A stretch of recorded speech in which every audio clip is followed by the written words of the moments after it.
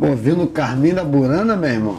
Pô, Rico, eu gosto dessas coisas também. E, pô, isso me faz lembrar, Saraiva me presenteou com o DVD dessa obra que eu não conhecia, Roda da Fortuna, Deus e o Diabo girando, um de Maestro cada Saraiva? lado. Nosso amigo Saraiva. Tá de brincadeira. Tô falando pra você, rapaz. Rapaz, você sabia que o Saraiva tá com um projeto agora, Transforme Seu Lixo Sério, em não? música? É, esse não conheço, não. Sério? É, ué. Vamos lá na casa dele, dar uma olhada nisso aí pra eu Pô, se conhecer, quiser, a pô. gente vai lá. Vamos lá, André? Vamos, tem um contato dele aqui, eu vou ligar pra ele. Maravilha. Agora.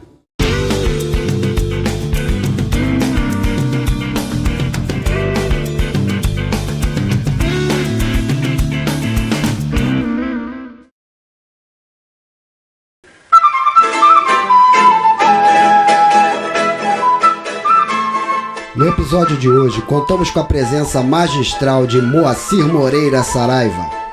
Pedagogo, professor, músico, artesão e luthier, Moacir Saraiva é um dos pilares da cultura musical de Angra dos Reis.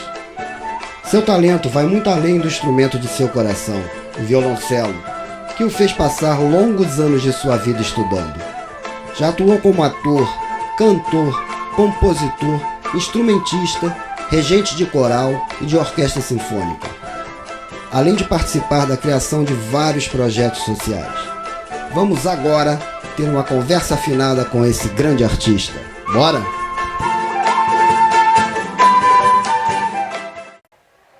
Salve, rapaziada! Mais um Conversa Afinada com vocês. Hoje, com um grande amigo meu, as antigas, grande Maestro Saraiva! Porra, bom estar aqui com você. E aí, muito bom, E muito aí, bom. vamos contar um pouco da história desse músico aqui de Angra, professor, pedagogo, agora formado recentemente. Pois é. Que mais? Luthier, Afinador de piano, afinador de piano, né? entre outras Regente coisas. coral, violoncelista. Parceiro de aventuras. Sim, né? Esportista, Estamos essas aqui coisas com aí. Moacir Saraiva. E aí, mano? Fala pra mim, nascido aqui em Angra? Pô, eu não sou de Angra, assim. Minha família veio de fora, né? Minha família veio do sul, né? Aqui, né? Eu sou cria da Verome, né? Então, assim, Verome, 1961, né? Saiu, né? Chamando emprego, né? Oferecendo emprego para o Brasil inteiro. A minha família veio, né? Veio para cá em 60, eu nasci aqui em 62. 62. Aí sempre vivi aqui, sempre gostei dessa, né, entre ter uma cultura do sul e uma cultura daqui, me identifiquei muito mais com a cultura daqui, a coisa ali de você mergulhar, pegar um preguaí, pegar um mexilhão, pô, né, quando né, inverno agora tá maré baixa, você vai ali, compra uma sardinha, vai ali na costeirinha pegar um goiá para comer depois em casa, né. Então assim, me identifiquei muito com essa cultura daqui. Bem caiçarão mesmo. Isso, bem... Então, pô, você nasceu então antes do Carlinho, que foi que a gente conversou Isso, com o Carlinhos tem uma diferença de um ano, mais ou menos. Então, 63, você- Isso, 62, 62. Pô, e você, o que levou você aqui de Caiçara, jogar um anzol na beira do cais para pegar peixe, a poder entrar no mundo da música? Olha, eu sempre gostei de música, né? Tipo assim, pô, meu pai era músico, meu pai tocou trombone em orquestra lá no Rio Grande do Sul, né? Aquelas orquestras de baile. Trabalhou como músico durante um tempo. Saraiva. Pois é, o Saraivão já mexia com música, tocava bombardino, tuba, tocava instrumento de bocal.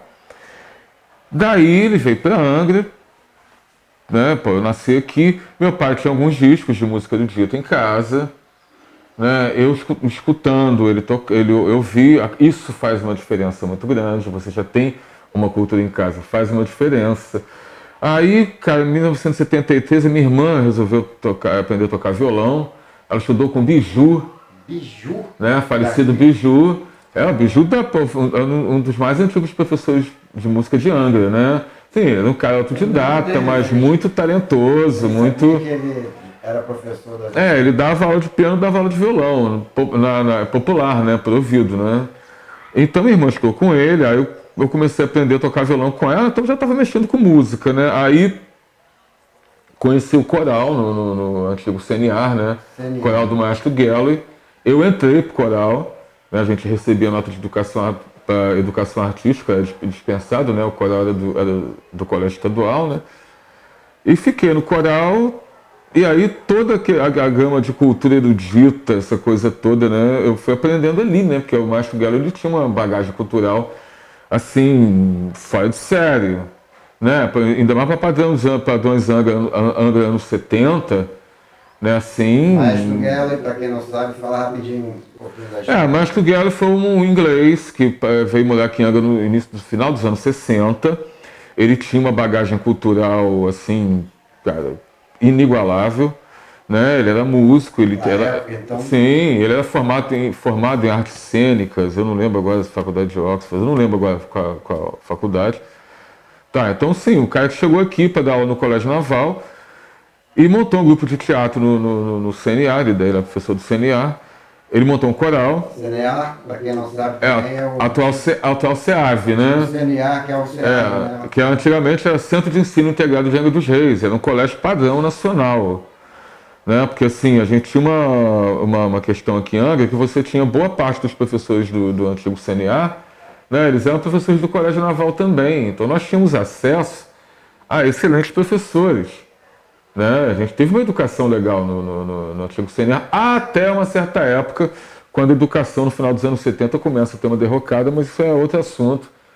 Né? Não vem ao caso para falar de educação. Aí teria que gravar outro programa. O mundo da música no coral. Sim, no coral. Aí né, a gente... Já conhecendo Galo. Sim, aprendendo Renascimento, Barroco, né, vários estilos, coisa que a gente não tinha o conhecimento, aprendendo isso com uma profundidade, né?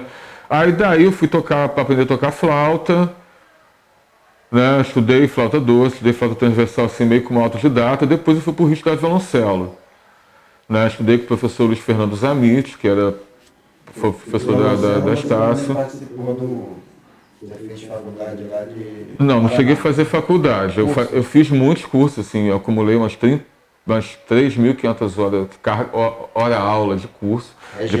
Regência, prática de orquestra, música de câmara, né, análise musical, assim, muitas matérias que você tem na universidade. Né, só que eu fiz por fora, eu não tive diploma universitário na época, mas assim, sei lá, deve ter uns 3 quilos de certificado, né? Tá, e assim, com o privilégio de você fazer esses cursos, como a Oficina de Curitiba, por exemplo, que você vai estudar com os caras melhores do Brasil e entre os melhores do exterior. Tá? Pô, eu tive oportunidade de ter aula com o primeiro violoncelo da Filarmônica de Berlim. Olha que maravilha. O cara veio dar aula aqui no Encontro Internacional do Rio. Quando que eu vou ter outra oportunidade dessa? Acho muito pouco provável nessa vida.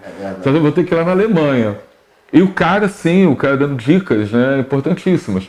Então, assim, aí depois eu estudei mais 3 anos no Rio aqui com o David Chu, né, foi um dos meus últimos professores. Aí eu fiquei 5 anos sem tocar violoncelo, estava sem instrumento, para conseguir adquirir um instrumento, né, de primeira linha. E é o que mais se identifica. Sim, minha paixão instrumental é violoncelo, né? Por aí que você tem milhões de instrumentos. Sim, né? Você vai e sim. você arrasta um. Cara, eu tenho mais de 90 instrumentos. Eu tenho uma coleção bem grande, né? Agora a gente vai mostrar essa coleção. Sim, porque agora estaria difícil de reunir, né? Porque assim, em cada lugar tem um bocado, né? Aqui tem um bocado, na minha casa tem um bocado. Em outros lugares, em casa de amigo, tem instrumento guardado. Pô, e você aqui em Angra já participou de vários movimentos desde a época de Banda Sarico? Sim, participei da Banda Sarico. Olha, eu fui fundador do grupo Teatral Revoluciona, participei da Banda Sarico como flautista. Né, ajudei a criar vários grupos, contos e cantos, música nas Marinas, que era o pessoal que tinha a família Secato, né, a Glória Ribeiro, que era, né, cantora excelente, eles hoje estão lá no Rio. Né, ajudei a fundar esse grupo, tinha um quarteto de violões também, um grupo de música antiga nos anos 80. Né, aí tínhamos também outros grupos de teatro alternativo também, que fazia teatro besterol. Então, assim... fundei muitos grupos em Angra. E muitos cursos, muitas oficinas. Já foi oficina de música latino-americana, várias oficinas de canto coral. Você participou, né? Aquela oficina foi muito boa. Né? Já dei curso para capacitação de professores na área de regência, já dei oficinas fora de Angra também. Já tem um tempo aí lecionando música, né? E aí depois de tantos anos lecionando música, aí você resolveu fazer pedagogia. Foi o quê? Uma força do destino? Ou você realmente precisou? Na verdade, Você acabou duas virando coisas. mais uma Duas coisas. página. Duas coisas. Porque em 2008, eu ainda fazia parte lá da ONG Orquestrando a Vida de Campos. Né? Um trabalho maravilhoso que eles têm lá. E eu trabalhei lá com eles, recebendo treinamento, também como professor, como músico, durante 14 anos. Tá, assim, uma série de coisas acabaram não deixando eu voltar, muito problema aqui, muita coisa acontecendo. E assim, trabalhei com eles, e aí aproveitando, comecei a fazer um curso técnico, eles têm convênio pelo Conservatório Brasileiro, fiz o técnico até faltar 2 disciplinas, depois parei, não consegui voltar lá. Então aí, nessa época, veio 2008, veio o Presidente da República instituiu a Lei 11.769, que concediu a obrigatoriedade do ensino de música na escola. Tá. Então aí, você precisa buscar uma formação adequada, porque não adianta você ser músico. Tá? Porque aí, quando você vai ler a lei, você vê que a lei não é a música na escola, não é você chegar lá, botar um grupo na escola, botar uma banda na escola, botar um coral na escola. Não, é música dentro da sala de aula. Que você institui a música, a lei... Realmente ensinar na música. Né? Sim, porque a lei 11.769, ela faz uma alteração na LDB, tá? Que coloca o seguinte: música, conteúdo disciplinado obrigatório na disciplina arte. Tá, conteúdo disciplinar não é extra classe, é sala de aula. Tá? Então, prerrogativa de sala de aula é prerrogativa de professor. Então, você tem que ter uma habilitação como professor para entrar numa sala de aula. Perfeito. E lecionar. E sala de aula, né, ela tem uma série de especificidades. Que aí você tem que fazer um curso de formação de professores ou pedagogia para entender. Que você hoje também já dá aulas em sala de aula. Sim, já tem um tempo. Eu trabalhei um tempo pela prefeitura, né? Dei aula, me lecionei em sala de aula e extra classe também. Embora, sim, eu tinha um coral na escola Toscano de Brito, na Gamboa, que todos os alunos eram obrigatórios. Então tinham 4 turmas, juntava as 4 turmas para fazer um ensaio do coral. Tá? Então, realmente, estava sendo música na escola. Só que tudo juntando uma turma só. Então você tinha cumprindo a obrigatoriedade. E não era só chegar lá e colocar as crianças para cantar. Você tem que dar toda uma gama de conhecimento que permeia a música.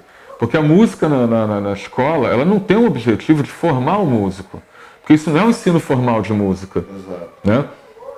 Mas ela contribui com o conhecimento musical para a formação do ser humano, né? E você usar a música como transversalidade da transmissão do conhecimento. Não, então, de repente, você pode associar na música coisas de história, coisas de matemática e tudo que estão sendo dadas pelo professor generalista dentro daquela turma. Então, é importante você conhecer a questão do currículo escolar, a questão de faixa etária, a questão de cada série. Isso você tem que ter um conhecimento de psicologia, sociologia, um monte de coisa. Então, a formação que eu estava precisando para entrar na sala de aula era ou licenciatura em música, que na verdade eu ia fazer, mas aí como você tinha que ir para o Rio, complicado, particular, ou público também, via o FRJ, né?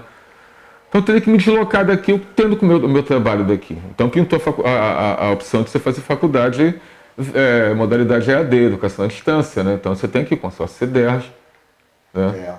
E deu para fazer o curso. Não é uma coisa fácil, achar que semipresencial é fácil. Não é fácil. De repente é mais difícil, né? Sim, porque você tem que fazer teu horário. Presencial, você tem que ir horário, você já sabe que vai para ali. Né? Não presencial, não. E as primeiras avaliações não presenciais são bem mais difíceis do que a avaliação presencial. Né? Então teve coisa, né, cara, de você perder semestre por esse negócio todo, mas deu para chegar a fazer. Né? E o teu equilíbrio agora entre ser professor e ser músico? Olha, ser professor de música. Olha, muito bom, ajudou muito na parte Qual de lado direção. que pesa mais, o professor ou a música? Olha, ainda na verdade continuo músico, porque ainda quando eu vou para a sala de aula, eu ainda tenho um pouco a abordagem de regência, né? Porque o que acontece, até você conseguir, né, o pensar professor, Tipo, né, o guitarrista pensa guitarra, né? O engenheiro, ele pensa em engenharia. Ele olha qualquer coisa, ele pensa aquilo como engenheiro. Então, o pensar professor. Então, se pensar professor, ainda é um processo de construção que leva uns anos. Tá? Então, você acostumar com o ambiente escolar, que você tem penalidades, você tem as normas do colégio, as normas das escolas que você trabalha, a questão de você ter aluno que tem laudo de hiperatividade. Você hoje trabalha com inclusão, então às vezes você determinadas turmas, às vezes você tem um aluno autista. Às vezes, você tem uma turma que eu trabalho que tem um aluno down. E você tem que atender essas pessoas. E administrar tudo isso. Sim. Então você vai levar um instrumento para a sala de aula, para os alunos conhecerem, cara, esse aluno ele tem o mesmo direito de manipular um instrumento. Tá? Ainda que talvez ele não manipule da mesma forma. Tá? Então, você tem uma série de detalhes no contexto de sala de aula que são os anos de experiência que vão te dar isso. Tá? Mas faz uma diferença muito grande. Tipo assim, hoje pensar na questão música na escola, tá? Eu já mudou muito a forma de pensar. Inclusive, o meu trabalho de conclusão de curso foi a questão da música na escola, sobre a questão dos professores não licenciados em música. Porque não adianta você falar assim, tudo bem, precisa música na escola. Tudo bem, é só você contratar um professor licenciado. Tá longe de ter um número de professores licenciados em música que vão atender a demanda. Não atende nem a demanda da capital, quanto mais no interior. O professor de arte, normalmente os cursos de arte, primora mais as artes visuais.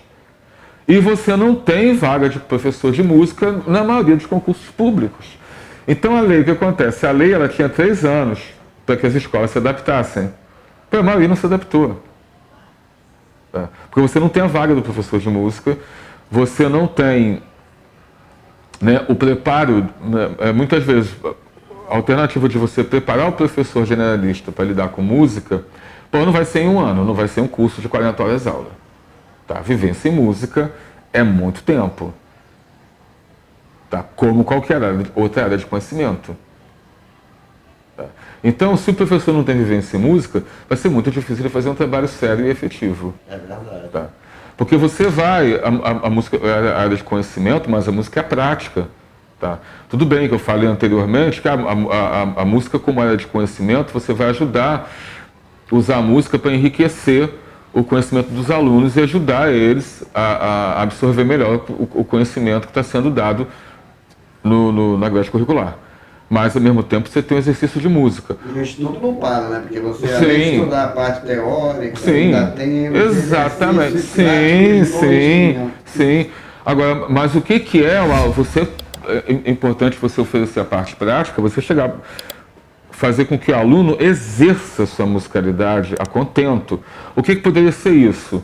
Tá? Ele poder cantar uma música entonadinho, certo, afinado, com um som agradável, não precisa ser uma voz impostada igual a The Voice, mas ele conseguir colocar legal a voz natural dele, respirar certinho. Tá? De repente ele conseguir cantar, tocando um ganzá, tocando chocalho, tocando um triângulo, ou batendo uma zabumbinha, uma coisinha assim, conforme a música é. Tá? Isso, todo mundo tem a capacidade de fazer isso. Tá? Acabar com essa história de que, cara, para ser músico, você tem que ter nascido músico, você tem que ter um dom, você tem que ter...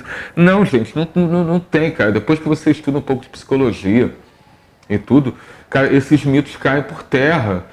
Tem gente que acredita mesmo que tem um talento que Deus deu. Tá? A pessoa não sabe explicar por quê que tem essa questão da musicalidade, algumas pessoas pegarem mais fácil, né? E começa a atribuir isso a um dom divino. Não, gente, que isso? Não tem. Enquanto você não tiver uma evidência disso, você não pode, cara, defender isso e muito menos usar isso como condição pedagógica ou como condição no grupo que você vai ensinar. Tá? Na verdade, o conceito do talento, cara, ele é excludente.